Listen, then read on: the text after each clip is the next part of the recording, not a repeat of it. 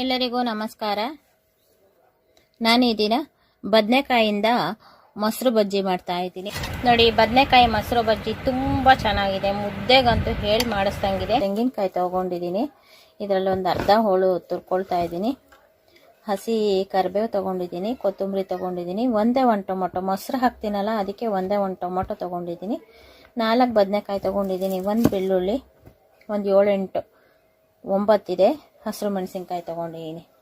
ಇದಕ್ಕೆ ಖಾರ ಚೆನ್ನಾಗಿರಬೇಕು. ಇದು ಹುಳಿ ಎರಡು ಬ್ಯಾಲೆನ್ಸ್ ಮಾಡಿ ಹಾಕ್ತಾ ಇದ್ದೀನಿ. ಕೆಲವರು ಟೊಮೊಟೊ ಹಾಕ್ತೇನೆ ಬರೀ ಬದನೆಕಾಯಲ್ಲಿ ಕೂಡ ಮಾಡ್ಬೋದು. ನಾನು ಒಂದು ಟೊಮೊಟೊನು ಕೂಡ ಹಾಕ್ತಾ ಇದ್ದೀನಿ.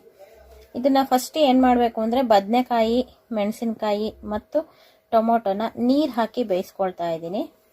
ಎಣ್ಣೆ ಜಾಸ್ತಿ ಉಪಯೋಗಿಸ್ಕೋಬಾರ್ದು ಅಂತ, ಇಲ್ಲಾಂದರೆ ಎಲ್ಲದನ್ನು ಎಣ್ಣೆನಲ್ಲೇ ಮಾಗಿಸ್ಕೋಬೋದಾಗಿತ್ತು.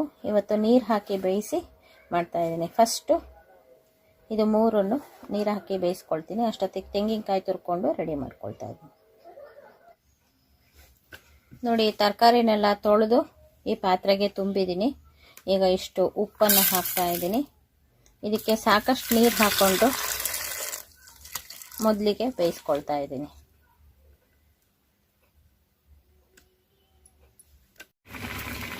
ನೋಡಿ, ಬೇಯಲಿಕ್ಕೆ ಇಟ್ಟಿದ್ದೀನಿ. ಇವಾಗ ಕುದಿ ಬಂದಿದೆ. ಈಗ ನಾನು ಇದನ್ನ ಒಂದು ಸ್ವಲ್ಪ ಹೊತ್ತು ಮುಚ್ಚಿ ಸಣ್ಣ ಉರಿ ಮಾಡಿ ಬಿಡ್ತೀನಿ. ಆವಾಗ ಚೆನ್ನಾಗಿ ಬೇಯ್ಕೊಳ್ಳುತ್ತೆ.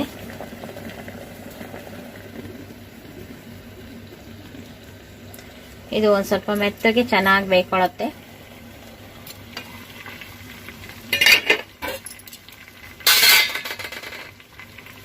ನೋಡಿ, ಇವಾಗ ಎಲ್ಲ ಬೇಯ್ತಾ ಇದೆ.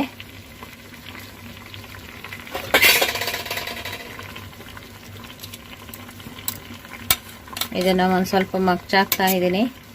ಟೊಮೊಟೊ ಬೆತ್ತಿದೆ.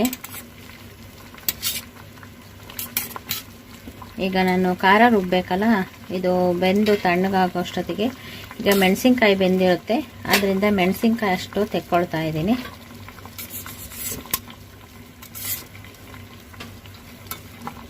ಬದನೆಕಾಯಿ ಕೂಡ ಬೆಂದಿದೆ, ಇನ್ನೊಂದು ಕಡೆ ಬೇಯಬೇಕು.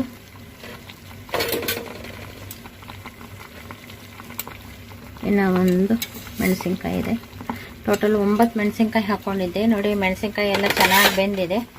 ಇದನ್ನು ನಾನು ರುಬ್ಲಿಕ್ಕೆ ತೆಕ್ಕೊಳ್ತಾ ಇದ್ದೀನಿ. ನೋಡಿ, ಟೊಮೊಟೊ ಅಲ್ಲೇ ಹೊಡ್ಕೊಂಡಿದೆ, ಇದು ಕೂಡ ಬೆಂದಿದೆ. ಇನ್ನೊಂದು ಸ್ವಲ್ಪ ಇರಲಿ, ಏಕೆಂದರೆ ದಿಮ್ಮಗಿದ್ರೆ ಚೆನ್ನಾಗಿರಲ್ಲ ಬದನೆಕಾಯಿ, ಅದಕ್ಕೆ ಸಂಪೂರ್ಣ ಬೇಯಬೇಕು. ಇನ್ನೊಂದು ಸ್ವಲ್ಪ ಹೊತ್ತು ಮುಚ್ಚಿಟ್ಟು ಬೇಯಿಸ್ಕೊಳ್ತಾ ಇದ್ದೀನಿ. ಬೇಯಿಸಿರೋ ಹಸಿರು ಮೆಣಸಿನ್ಕಾಯಿನ ಜೊತೆಗೆ ಇಷ್ಟೆಲ್ಲ ಇಂಗ್ರೀಡಿಯೆಂಟ್ಸ್ ಇಟ್ಕೊಂಡಿದ್ದೀನಿ. ತೆಂಗಿನಕಾಯಿ ತುರಿದಿಟ್ಕೊಂಡಿದ್ದೀನಿ, ಮತ್ತು ಒಂದು 7-8 ಕಾಳು ಮೆಣಸು ತೊಗೊಂಡಿದ್ದೀನಿ, ಒಂದು ಸ್ವಲ್ಪ ಜೀರಿಗೆ ತೊಗೊಂಡಿದ್ದೀನಿ, ಒಂದು ಬೆಳ್ಳುಳ್ಳಿ ತೊಗೊಂಡಿದ್ದೀನಿ, ಮತ್ತು ಕೊತ್ತಂಬರಿ ಸೊಪ್ಪು, ರುಚಿಗೆ ತಕ್ಕಷ್ಟು ಉಪ್ಪು. ಇವಾಗ ಇಷ್ಟು ಹಾಕಿರ್ತೀನಿ ರುಬ್ಲಿಕ್ಕೆ. ಆನಂತರ ಮತ್ತೆ ಬೇಕು ಅಂದರೆ ಮೇಲುಪ್ಪನ್ನು, ಸಣ್ಣ ಉಪ್ಪನ್ನು ಹಾಕೋಬೋದು. ಇಷ್ಟು ಅರ್ಧ ಹೋಳು ತೆಂಗಿನಕಾಯಿ ತೊಗೊಂಡಿದ್ದೀನಿ. ಈಗ ಇದಷ್ಟನ್ನು ಜಾರಿಗೆ ಹಾಕ್ಕೊಂಡು ನಾನು ರುಬ್ಕೊಳ್ತಾ ಇದ್ದೀನಿ. ಇದನ್ನು ಚಟ್ನಿ ಹದದಲ್ಲಿ ರುಬ್ಬಿದರೆ ಸಾಕು, ಇಲ್ಲ ಇನ್ನೂ ಒಂದು ಸ್ವಲ್ಪ ನೀರು ಥರ ರುಬ್ಬಿದ್ರೂ ಪರವಾಗಿಲ್ಲ. ಇದಿಷ್ಟನ್ನು ನಾನು ರುಬ್ಕೊಳ್ತಾ ಇದ್ದೀನಿ.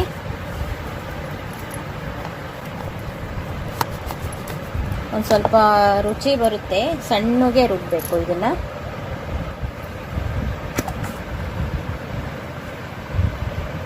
ನೋಡಿ, ಘಮ್ ಅಂತ ಇದೆ.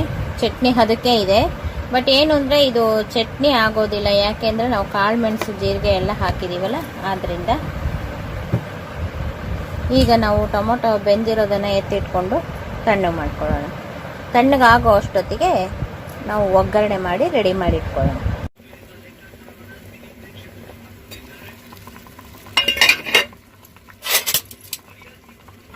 ನೋಡಿ, ಇವಾಗ ಇದು ಕೂಡ ಮೆತ್ತಗೆ ಬೆಂದಿದೆ. ಈ ನೀರೆಲ್ಲ ಬಸ್ಕೊಂಡು ಇದನ್ನು ಸಿಪ್ಪೆ ಸುಲ್ಕೋಬೇಕು. ನೋಡಿ, ನಾನು ಗ್ಯಾಸ್ ಹಚ್ಚಿ ಒಂದು ದೊಡ್ಡ ಬಾಣಲೆನೆ ಒಗ್ಗರಣೆಗೆ ಅಂತ ಇಟ್ಕೊಂಡಿದ್ದೀನಿ. ನಾನು ಇದರಲ್ಲೇ ಇವತ್ತು ಬಜ್ಜಿ ಮಾಡ್ತಾ ಇದ್ದೀನಿ. ಇದು ಒಗ್ಗರಣೆ ಅಂತಂದರೆ ಏನೂ ಇಲ್ಲ, ಒಂದು ಸಾಸಿವೆ ಹಾಕೋದು, ಒಂದು ಸ್ವಲ್ಪ ಸಾಸಿವೆ ಆದಮೇಲೆ ಕರಿಬೇವು ಮತ್ತು ಒಣ ಮೆಣಸಿನ್ಕಾಯಿ ಅಷ್ಟು ಹಾಕ್ಬಿಟ್ರೆ ಇದು ಒಗ್ಗರಣೆ ಮುಗೀತು. ಇಷ್ಟೇ ಮಾಡ್ಕೊಳ್ಳೋದು ಇದನ್ನು.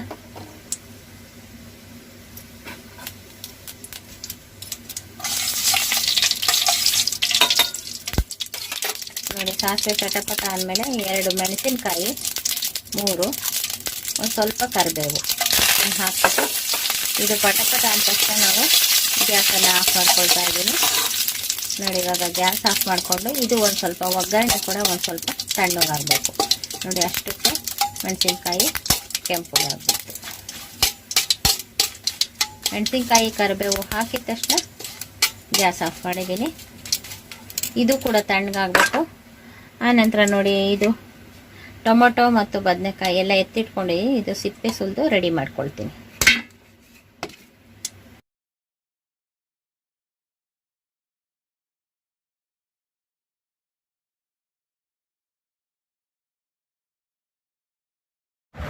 ನೋಡಿ ಬದನೆಕಾಯಿನ ಸಿಪ್ಪೆ, ಟೊಮೊಟೊ ಸಿಪ್ಪೆ ಎಲ್ಲ ಸುಲ್ಕೊಂಡಿದ್ದೀನಿ ನೋಡಿ. ಬದನೆಕಾಯಿನ ಎಲ್ಲ ಈ ಥರ ನೋಡ್ಕೋಬೇಕು, ಒಂದು ಸ್ವಲ್ಪನೂ ಏನು ಇರಬಾರ್ದು ನೋಡಿ. ಎಷ್ಟು ಬೆಳ್ಳಗೆ ಎಷ್ಟು ಚೆನ್ನಾಗಿದೆ, ಚೆನ್ನಾಗೂ ಬೆಂದಿದೆ.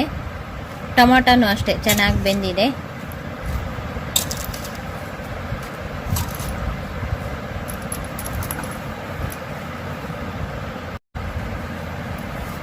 ನೋಡಿ ಈ ಟೊಮೊಟೊ ಮತ್ತು ಬದನೆಕಾಯಿ ಈ ಒಗ್ಗರಣೆ ಎಲ್ಲದನ್ನು ಒಂದು ಸ್ವಲ್ಪ ಹಿಂಗೆ ಮಸ್ಕೋಲಲ್ಲಿ ಒಂದು ಸ್ವಲ್ಪ ಬದುಗ್ಲು ಆಗಂಗೆ ನಾವು ಮ್ಯಾಶ್ ಮಾಡ್ಕೋಬೇಕು.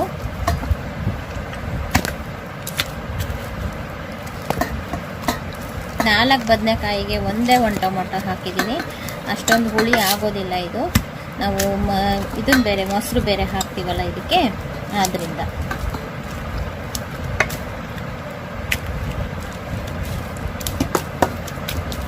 ಇದೇ ರೀತಿ ಅಷ್ಟನ್ನು ಒಂದು ಸ್ವಲ್ಪ ಹಿಂಗೆ ಬದುಗ್ಲ ಮಾಡ್ಕೊಳ್ತಾ ಇದ್ದೀನಿ.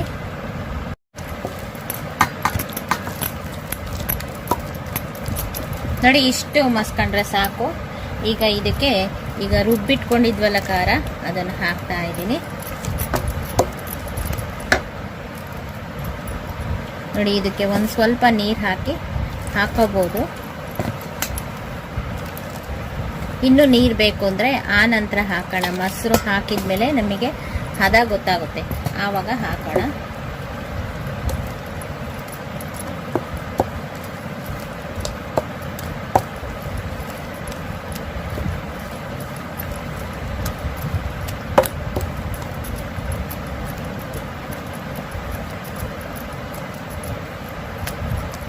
ನೋಡಿ ಇದು ಹದವಾಗಾಯಿತು.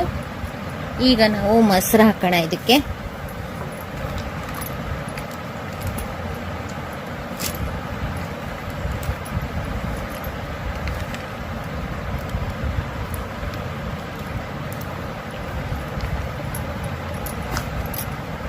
ನೋಡಿ ಇದಕ್ಕೆ ಇಷ್ಟು ಮೊಸರು ಹಾಕಿದ್ದೀನಿ.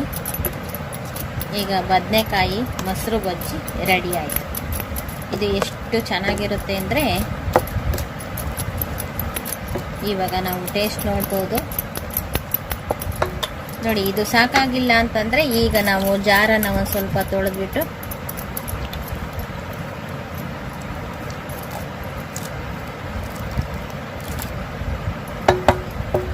ಇಷ್ಟು ನೀರು ಹಾಕಿದರೆ ಸಾಕು. ಇದೇ ಹದದಲ್ಲಿರಬೇಕು, ತೀರಾ ತೆಳುವು ಮಾಡ್ಕೋಬಾರ್ದು. ಇವಾಗ ಸಖತ್ತಾಗಿದೆ. ನೋಡ್ತೀನಿ, ಟೇಸ್ಟ್ ನೋಡಿ ಉಪ್ಪು ಬೇಕಾದರೆ ಹಾಕಬೇಕಿದನ್ನು.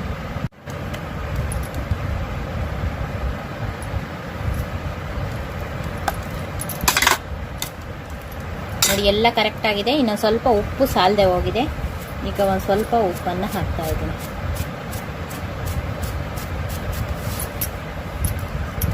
ನೋಡಿ ಉಪ್ಪನ್ನು ಹಾಕ್ತಾ ಇದ್ದೀನಿ.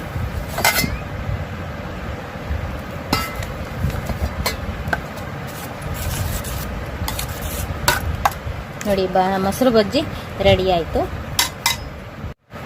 ನೋಡಿ ನಾವು ಮುದ್ದೆಗೆ ಉಪಯೋಗಿಸೋದ್ರಿಂದ ಮೊಸರು ಬಜ್ಜಿನ ಈಗ ನೋಡಿ ನೆಂಚ್ಕೊಳ್ಳೋಕ್ಕೆ ಒಂದು ಸ್ವಲ್ಪ ಹಸಿ ಈರುಳ್ಳಿ ಹಾಕ್ತಾ ಇದ್ದೀನಿ. ಇದು ಸಖತ್ತಾಗಿರುತ್ತೆ ಹಸಿ ಈರುಳ್ಳಿ ಹಾಕಿದರೆ. ಅದ್ರ ಜೊತೆಗೆ ಕಡಲೆಬೇಳೆ ನೆನೆಸಿ ಹಾಕ್ತೀವಿ ನಾವು ಮೊದಲೆಲ್ಲ. ಈಗ ಕಡಲೆಬೇಳೆ ನೆನೆಸಿಲ್ಲ ಅಂತ ನಾನು ಒಂದು ಸ್ವಲ್ಪ ನೆಂಚ್ಕೊಳ್ಳೋಕ್ಕೆ ಹುರ್ಗಡ್ಲೆ ಹಾಕ್ತಾ ಇದ್ದೀನಿ. ಇದು ಈ ಬಜ್ಜಿ ಒಳಗೆ ನೆಂಚ್ಕೊಳ್ಳೋಕ್ಕೆ ಸಿಕ್ಕಿದರೆ ತುಂಬ ಚೆನ್ನಾಗಿರುತ್ತೆ.